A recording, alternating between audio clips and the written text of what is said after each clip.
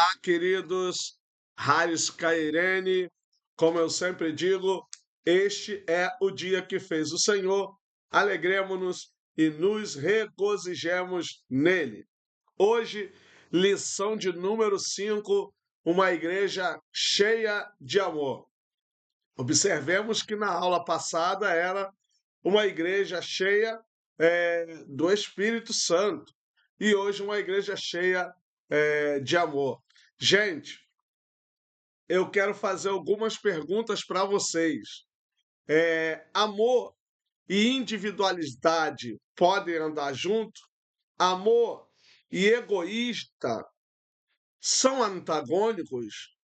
É, é possível uma igreja cheia do amor viver no individualismo sem olhar para o sofrimento do outro?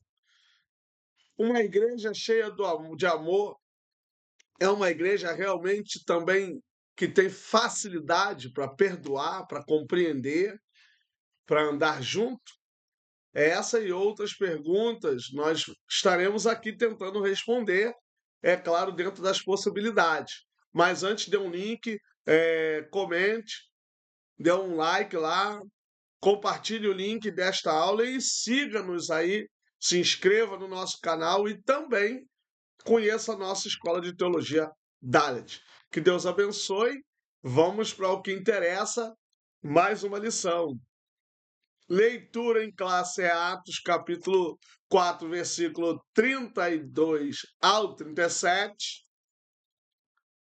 Palavras-chave: igreja, amor, comunhão, graça e solidariedade. Coloquei, tudo está dentro da revista Escola Dominical. Então, igreja, amor, comunhão, graça e solidariedade. É necessário tudo isso aí na vida da igreja. Introdução: a comunidade cristã em Jerusalém vivia os frutos do Pentecostes, em Atos 2. E o texto de Atos 4, 32 ao 37, apresenta um retrato vívido, né? Vívido, do impacto espiritual e social desse mover do Espírito. A igreja descrita como eclesia não era uma instituição formal, mas uma assembleia viva, do grego ekkalel, chamar para fora, de discípulos comprometidos com a missão e uns com os outros. Nesse contexto, o amor, agape, se tornou visível na comunhão, koinonia, na graça, charis, e na solidariedade, isotes. Gente, eu falei com vocês uma aula que eu ainda quero fazer. Eu vou até falar aqui com a secretária para a gente fazer uma temática sobre isso. Fazer uma live tanto no Instagram como no YouTube sobre a palavra eclesia e o verbo ekkalel, para ver se realmente há relação entre essas duas palavras. Porque a palavra eclesia significa realmente assembleia, reunião e tal. E o ekkalel é chamar para fora. Então eu quero ver se realmente tem essa relação. Claro que essas quatro palavras aqui, na verdade cinco, né? Eclesia, ekkalel, agape, charis e zotes, elas têm suas importâncias aqui nesse texto, ou pelo menos nesta lição, a ponto de a gente perceber que realmente a igreja é no outro. Quando eu digo a igreja é você, eu falo no sentido em relação a mim. Então a igreja é eu e um tu, e a igreja é um eu e um nós, que esse nós aqui seria um nós da comunidade, um nós aí litúrgico, um nós da igreja. Eu não posso dizer a igreja é você e você achar que você é a igreja no sentido de que é a igreja sozinho. Por mais que as pessoas falam que nós não precisamos de igreja, não precisamos de não sei o quê, não precisamos de sei o que lá, Não tem como ser igreja sozinho. Não tem como ser igreja no individualismo, gente. A gente só pode ser igreja no outro. A gente só pode ser igreja com o outro. Por isso a palavra koinonia, por isso a palavra agape. Tem que envolver tudo isso: graça, amor, comunhão, solidariedade, sabe? Ser discípulo. Tudo isso envolve a realidade da vida da igreja.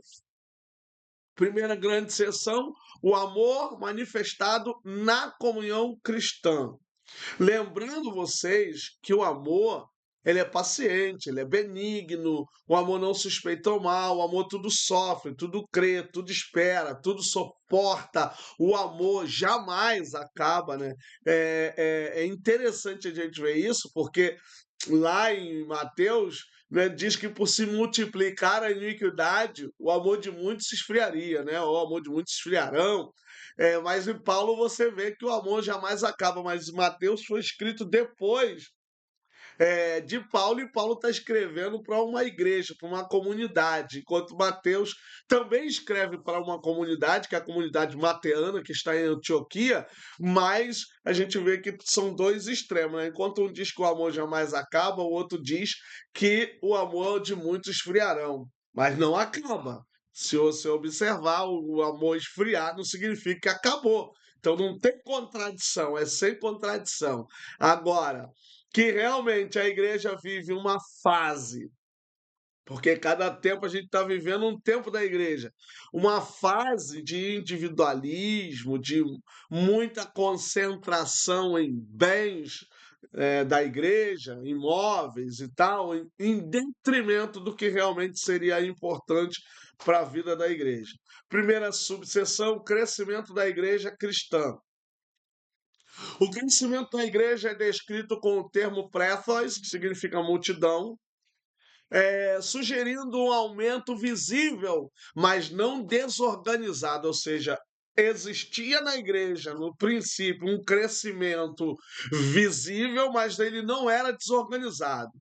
O que unificava essa multiplicidade era a unidade interior, mia, cardia, caimia, psiché, um só coração e uma só alma. Então você vê que o próprio texto diz que eles cresciam, mas havia dentro da comunidade uma unidade, sabe, que trazia unificava esse povo, que seria eles terem um só coração e uma só alma. Então, o pensamento, as emoções, o que eles sentiam e o que eles pensavam era uma coisa só. Por isso que havia tudo em comum.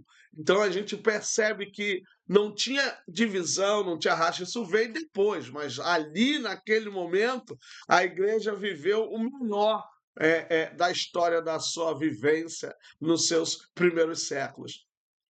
Essas expressões não são apenas poéticas. Cardia, coração, representa o centro das decisões, afetos e desejos, enquanto psique, ou psique, a alma designa a vida e a identidade profunda. A unidade aqui não é fruto de imposição externa, mas do amor mútuo que vinha do Espírito. Então você vê que é dentro da pessoa, é no interior. Tudo começa lá no interior. Eu lembro quando Jesus falou assim: olha, não adianta lavar por fora, tem que lavar por dentro. A gente, quando pega a panela, tem que lavar primeiro por dentro para depois lavar por fora.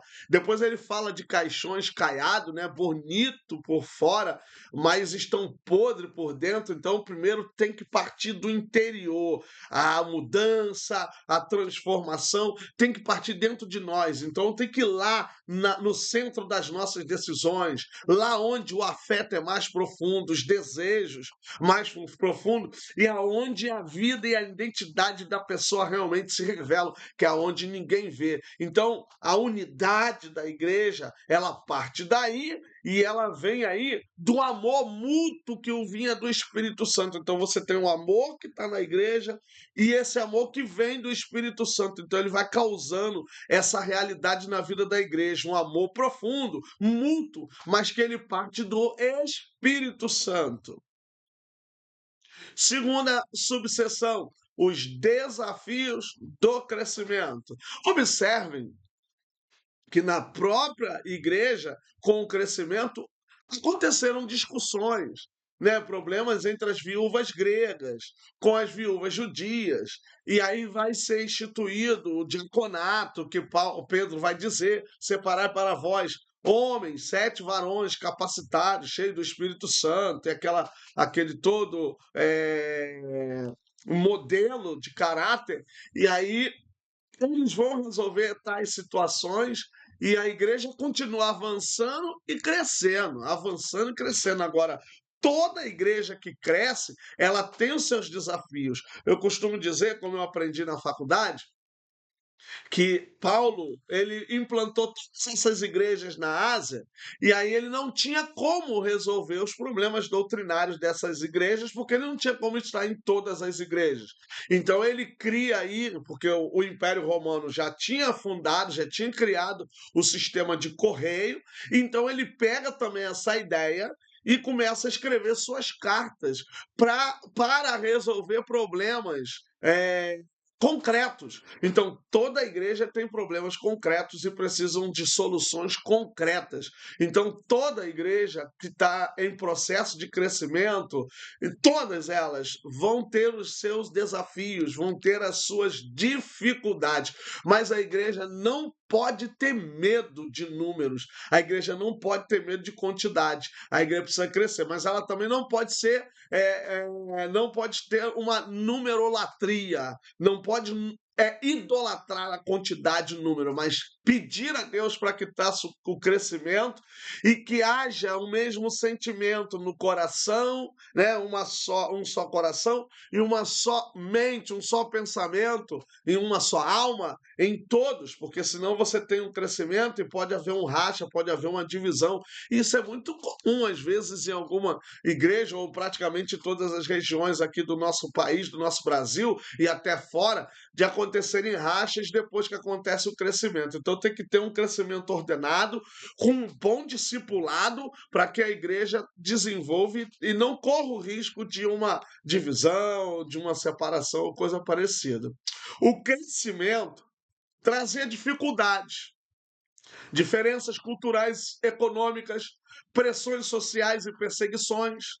No entanto, o amor, agape, que tudo suporta, era o cimento que mantinha a igreja coesa. Observe isso. O crescimento trazia dificuldades. Quais dificuldades? Diferenças culturais, econômicas, pressões sociais e perseguições, porque você tinha situações tanto internas como externas. Uma das internas que eu falei, o problema entre as viúvas gregas e as viúvas judias. Então aí você já vê uma questão econômica. Por quê? Porque são viúvas, não têm condições financeiras e precisam de auxílios do ministério, auxílio da igreja. Por outro lado, você tem as diferenças culturais do Ponto, da Galáxia, da Panfilha, da Antioquia, de Roma. Então você tem um crescimento agora que foge da igreja de Jerusalém apenas. Não é somente agora a igreja de Jerusalém, mas é uma igreja que incorpora agora uma miscigenação, uma igreja que agora vai se tornar sem fronteira, mesmo ainda estando com Pedro e os apóstolos na frente ali, sabe? Então você vai ter já essas questões desenvolvendo. Tanto é que não é Paulo que cria, que funda a igreja em Roma. Então, observem que em Atos 2 havia gente de tudo quanto é lugar ali naquela região de Jerusalém por causa das festas ali do Pentecostes, talvez até da Páscoa, então que ficaram ali ainda, depois desses 40, 50 dias, ou que chegaram só para o Pentecostes, mas você tem uma miscigenação em Jerusalém, o povo estava ali, Deus se fez presente, batizou os discípulos, e eles ganharam mais de 3.000 almas ali, e o evangelho continuou sendo pregado, e pessoas foram impactadas. Mais para frente você tem Pedro falando com Cornélio, e depois aí Paulo que desenvolve todo esse movimento maravilhoso. A convivência intensa em uma comunidade grande exige paciência, renúncia e sabedoria de ambas as partes, da liderança e dos liderados. Nesse contexto, os cristãos aprenderam a ver uns aos outros não como rivais ou consumidores de bênçãos, mas como irmãos em Cristo. Então, o Espírito Santo ele dá essa capacidade, né, gente, de unidade. É o Espírito Santo que é o vínculo da paz. O Espírito Santo que é a âncora da comunhão. Então, ele dá essa capacidade, aí ele vai dando paciência, ele vai dando renúncia, ajudando na renúncia e sabedoria para saber lidar com as situações. A vida interior, a frase o 10 Titon Riparonton, Auton Elegant e Dion Einai, ninguém dizia que coisa alguma do que possuía era sua. Olha isso, gente. Ninguém dizia que coisa, que coisa alguma do que possuía era sua. Olha a ideia que eles tinham. Essa é uma ideia interna. Uma vez o professor falou na aula, o professor de história da igreja, isso aqui não ficou só um ano, né? Eles dividindo seus bens, foram 4 séculos. Desde o começo até o quarto século, eles dividiam o que eles tinham em comum, traziam aos pés da comunidade e a comunidade dividia. E uma vez eu ouvi um camarada pregando que o maior erro é, deles foram ter tomado essa decisão porque eles passaram uma necessidade terrível. E aí disseram que, por causa disso, Paulo recolheu a oferta. Só que a Bíblia diz que eles não tinham necessidade alguma. Está lá escrito, não havia necessidade, porque eles repartiam os bens. Então, quem chegava com dinheiro, aí você fica assim, ué, como é que. O fato de Paulo ter pegado a oferta para levar para Jerusalém não significa que a igreja de Jerusalém estava em total miséria ou desgraça. Não, Paulo queria ajudar a igreja, no mesmo pensamento.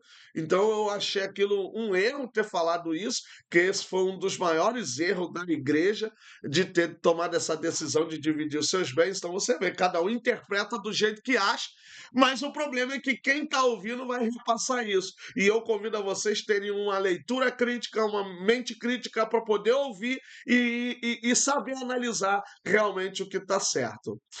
Releva que o desapego, isso aqui, essa frase, releva que o desapego era resultado de uma renovação interior. Então, enquanto a gente for individualista, enquanto a gente só olhar só para o nosso, nós não vamos desapegar de nada. Uma vez eu ouvi uma pessoa dizendo assim, ó, sabe quando você vai ter tudo de Deus? Quando você desapegar da sua vida financeira. Quando a vida financeira ser apenas um detalhe na minha vida. Entendeu? Ter realmente um coração sensível de abençoar vidas quando realmente Deus tocar e quando você sentir. Basicamente, você sentir, eu quero abençoar aquela pessoa, sem a pessoa pedir, porque para pedir tem uma porção, mas sem pedir, você olhar, fazer uma análise e dizer, eu preciso ajudar essa pessoa. Porque tem gente que às vezes até Deus fala, até Deus toca, mas mesmo assim endurece o coração. A palavra riparonta, bens, prosperidade, propriedades, vem de riparro, aqui riparonta é um particípio, né? Vem de riparro, que pode significar também ser, existir. Os discípulos não apenas compartilhavam o que tinham, mas entendiam que tudo existia para o bem comum, ou seja, além deles compartilharem essas propriedades, eles criam que tudo existia para o bem comum, ou seja, o que eu tenho serve para uma outra pessoa, para me abençoar outra pessoa. Eu já ganhei coisa e eu dizer isso aqui não é meu e ajudar, dar para outra pessoa. Então, às vezes, se você viver isso, gente, a alegria sempre é de quem ganha. A alegria é sempre de quem recebe, mas mais bem-aventurado a coisa é dar do que receber. Então, quem está ofertando, quem está doando, mais bem-aventurado do que quem está recebendo. Quem recebe é aventurado, né? Mas quem é bem-aventurado, mas quem recebe, quem doa, melhor dizendo, quem doa é mais bem-aventurado. Então, é, o que existe é para o bem comum. Essa disposição é fruto do Espírito que muda o coração humano de egoísta para generoso. Aí a gente tem que fazer algumas perguntas, porque ainda tem tanta gente egoísta na igreja? Aonde é que o Espírito Santo ainda não foi dentro dessa pessoa? Porque tem tanta gente ruim dentro da igreja, tanta gente maldosa dentro da igreja? Porque somos rodeados, porque às vezes não é só pessoas que não ajudam, mas quem faz fofoca, quem faz calúnia, quem faz mentira contra alguém, essas pessoas elas são perversas, são maldosas, porque quem fofoca, quem faz calúnia, não ama, porque o amor não permite que eu fale mal de alguém, não permite que eu faça alguma calúnia. Então, o importante de tudo isso é a gente ter uma disposição ao fruto do Espírito, para que haja realmente uma mudança em nosso coração que é egoísta. O próprio Jesus disse: bom é só Deus. Depois da queda, ninguém é bom, só Deus é bom. Mas a conversão em Cristo Jesus, ela nos aproxima o máximo possível daquilo que Deus fez lá na criação do homem, por isso somos nova criatura. E essa transformação, ela arranca o egoísmo, mas aí existem perguntas a se fazer, por que tem tanta gente egoísta no nosso meio? São do ministério, usam ternos, são mulheres que pregam, são mulheres de cargo na igreja, mas que têm um coração realmente muito duro. Segunda grande seção, o amor como manifestação da graça. A graça como manifestação do Espírito. A expressão Haris Megale, grande graça, indica algo que transcende o favor comum. Trata-se da capacitação divina para viver e testemunhar com poder, dinamis. A graça aqui não é apenas perdão, mas uma atmosfera espiritual de plenitude, unidade e ousadia. Essa graça é também manifestação da presença do Espírito Santo, como se nota na ousadia para pregar, parrecia, e na disposição para servir. Então, graça é, na verdade, uma manifestação do amor de Deus. Graça é a capacidade que nós temos de Deus para a salvação, para uma vida espiritual na plenitude da ousadia, e a graça também é o que dá a capacidade para a gente pregar com ousadia. Gente, precisamos voltar realmente a essa realidade de uma igreja cheia da graça, de uma igreja com capacidade para pregar, para transmitir a mensagem. Segunda subseção, a graça como favor imerecido. O termo haris, graça, recorrente em Paulo e Lucas, implica uma dádiva que não pode ser comprada, não tem como comprar. A igreja primitiva reconhecia que tudo, salvação, comunhão, sustento e ministério, era a expressão da benevolência divina, da graça. Por isso, o amor entre os irmãos não era mérito humano, mas resposta a essa graça. Viver em comunidade, perdoar, doar bens e tempo só era possível porque haviam recebido algo maior, a graça. Sabe, eu, quando me converti, vim para Jesus. E pessoas que eu tive problemas ainda no mundo, eu fui lá pedir perdão, não queria nem saber se eu me perdoar ou não, mas a graça nos inunda, gente, que a gente realmente fica totalmente cheio e transformado. E eu glorifico o nome do Senhor, porque é a graça que nos dá essa capacidade de poder perdoar. Eu sei que tem muita gente que tem dificuldade de perdoar, mas se você tiver a graça, isso vai sair da sua vida, de você se doar para a obra, doar bens, ajudar pessoas, sabe? Doar o seu tempo. Quando eu dou palestra para jovens, eu sempre falo: procure uma faculdade, uma universidade, uma capacitação profissional que vá beneficiar o seu ministério. Se é de direito, tira um dia para advogar de graça.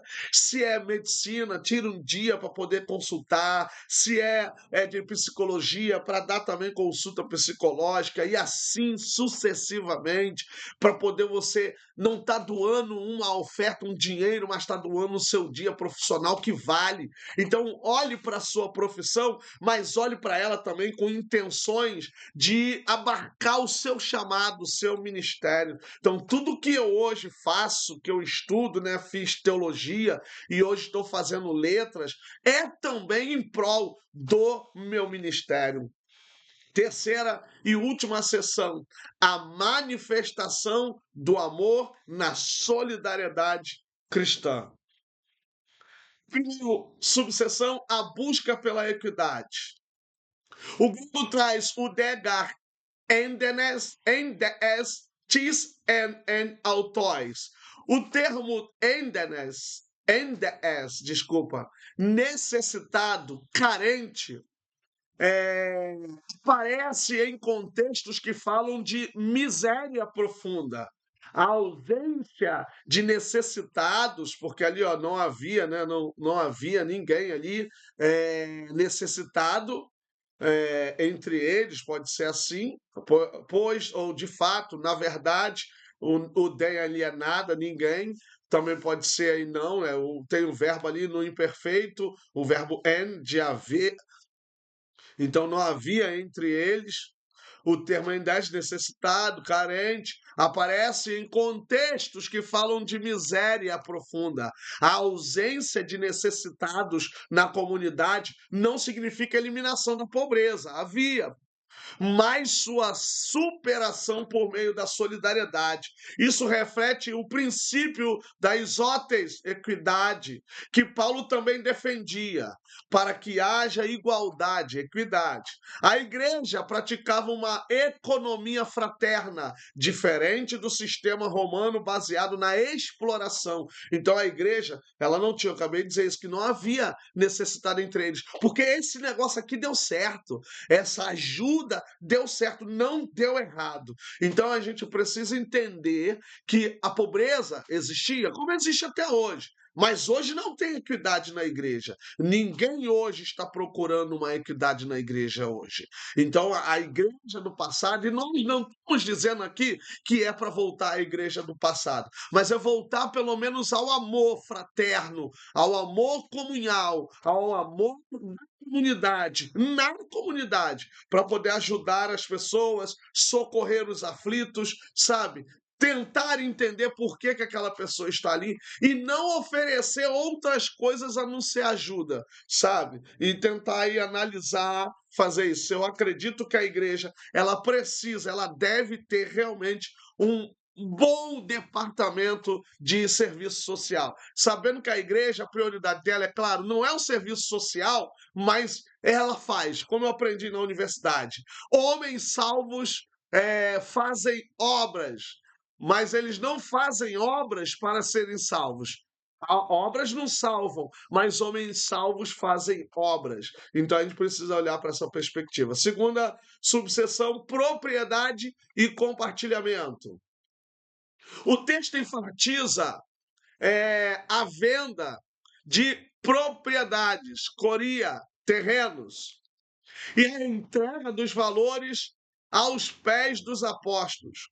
O verbo etitum colocavam, expressa um gesto voluntário e inerente. Eles não abandonavam a responsabilidade pessoal, mas entregavam como parte de uma missão. Não se tratava de comunismo forçado, mas de generosidade inspirada pela fé.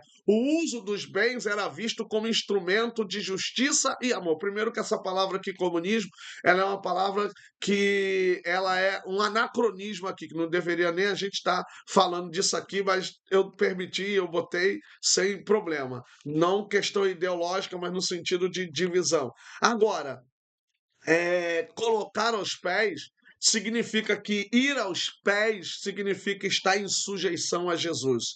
Ir aos pés dos discípulos significa estar em comunhão com a igreja.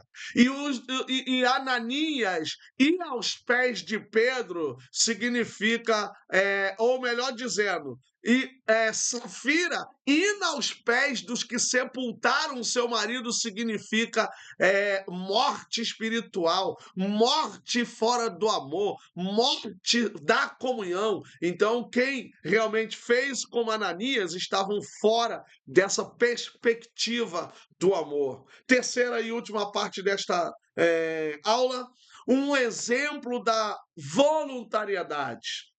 Barnabé, do aramaico Barnabá, filho da consolação, é apresentado como exemplo concreto. Lucas faz questão de descrever seu gesto. Ele possuía um campo, vendeu e trouxe o valor. O termo paraklésios, consolação, lembra o Espírito Santo, Paráclito, sugerindo que Barnabé agia por inspiração do Espírito. Sua atitude inaugura uma linhagem de líderes servos que usam seus recursos para edificar a comunidade, não para dominar. Gente, muito diferente esse contexto para o que nós estamos vivendo hoje. A Bíblia é bem clara, não vamos acumular bem, gente. Aqui vai ficar tudo, vai acabar tudo. Procure uma instituição de missões, procura alguém que faça trabalho nas ruas, procure alguém que possa ajudar pessoas e doe alguma coisa, ajude. Não fique preso aos seus bens, se desvencilhe dos seus bens com o amor de Deus em sua vida. E quem tem pouco, ajude com seu pouco, sabe? Ajude com seu pouquinho, com as suas duas moedinhas, vá lá e faça, contribua, ajude pessoas, vidas, porque vidas estão precisando e a gente pode ganhar vidas ajudando essas vidas. Conclusão: a igreja escrita em Atos 4, 32 ou 37 é um modelo eterno para todas as gerações. Ela é cheia do Espírito e manifesta o amor, agape, comunhão, koinonia, graça, haris e equidade, isótes. De forma prática, nosso desafio hoje é permitir que o Espírito renove nosso coração, cure nossa visão sobre bens pessoais e nos una, desculpa, em torno do Cristo vivo, onde há amor prático e sacrificial. Ali está o reino de Deus em ação. Que nós venhamos fazer esse reino trabalhar, se movimentar. Que nós venhamos ser agentes. Nós somos agentes ressocializadores e transformadores. Vamos começar a agir. Vamos começar a fazer, porque Deus tem obra na nossa vida. Deus abençoe. Até a próxima. Um abraço.